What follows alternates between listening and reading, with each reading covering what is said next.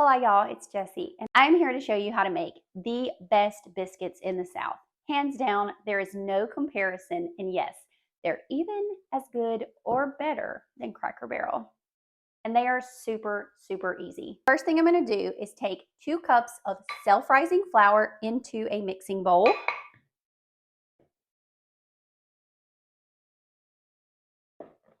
And this mixing bowl today is incredibly sentimental to me. It's really important to me. This is my mom and most importantly, my stepdad's biscuit making bowl. And he's no longer with us. He lost his battle to cancer several years ago.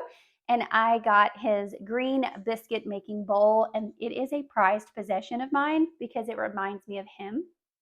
It also reminds me of his delicious biscuits when we would eat them on Saturday mornings. And so it's very valuable to me. So 2 cups all-purpose flour have went into a mixing bowl. And now I want to take my hand and I want to make a well or a hole in the middle of the flour. Let me show you.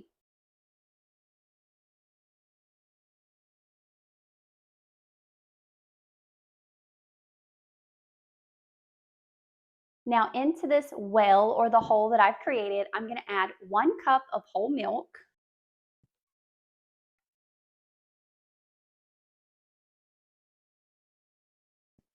A sprinkling of salt, about a teaspoon. I need 1/3 cup of softened butter. You can also use shortening for this. My family always used shortening. I've used both. They both make a delicious biscuit. So it's totally up to you. I would use shortening today in their honor, but I'm actually out. So I'm just going to substitute butter. Both work fine to give you a fluffy, flaky biscuit. So use shortening if you have it, or use softened butter, 1/3 cup, whichever one you prefer. I just popped the butter into the microwave for about 20-25 seconds, just until it's not melted, but just until it's soft. And that is going to go inside the milk in the middle of our well. So I want to explain the technique that I watched my mom and my stepdad make biscuits my entire life. So we take our fingers and we take that butter or that shortening and we squish it between our fingers and really, really incorporate it into that milk until it's completely broken up, okay?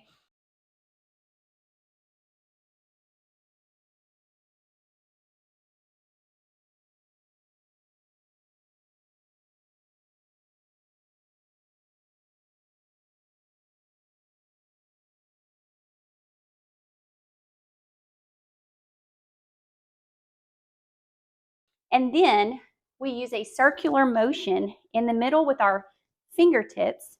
And we just go around and around, squeezing slightly the dough. And then we're picking up the flour from the sides of the bowl.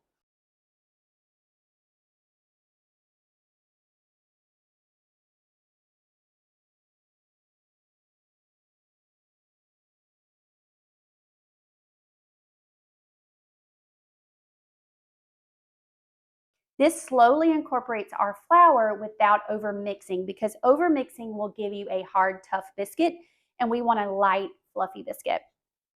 So when it gets to this point that almost all the flour has been added, we are good to go. And this is a very sticky biscuit dough, so don't worry, you didn't do it wrong.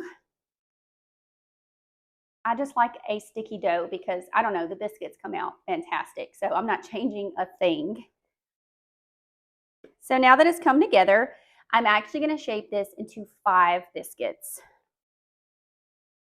I like to cook my biscuits in a cast iron skillet, and I like to add a little bit of oil so that the biscuits don't stick. A little bit of vegetable oil will do. Not a lot, just a little. And now let's form our dough. And this does not have to be perfect. Matter of fact, these are probably better as drop biscuits. I am going to add a sprinkling of flour on my hands. Okay. So I'm just going to pinch off some dough and loosely form them into a circle. Does not have to be perfect. And your biscuits don't have to be the same size. Don't worry.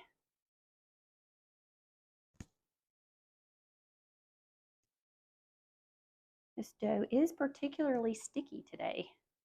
That's okay. You can always add a little bit of flour. to your hands.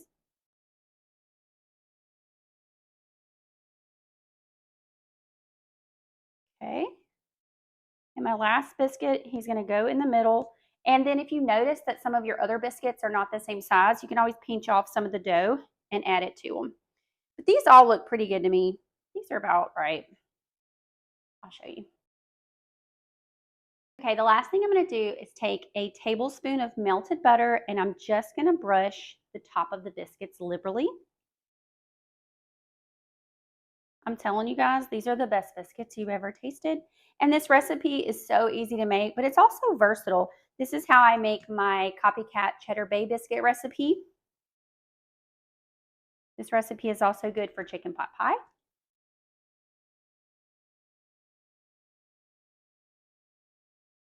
And that's it.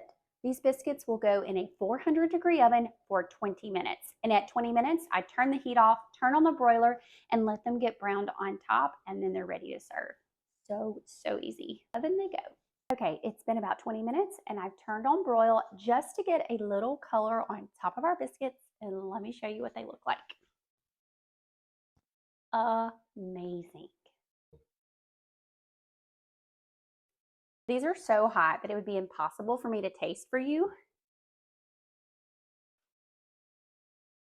But I do want to show you how flaky and buttery and delicious they are. I mean, look at that. You have to make them. You have to. Eat them with gravy, butter, jelly. It doesn't matter, whatever you want. Or just eat them plain.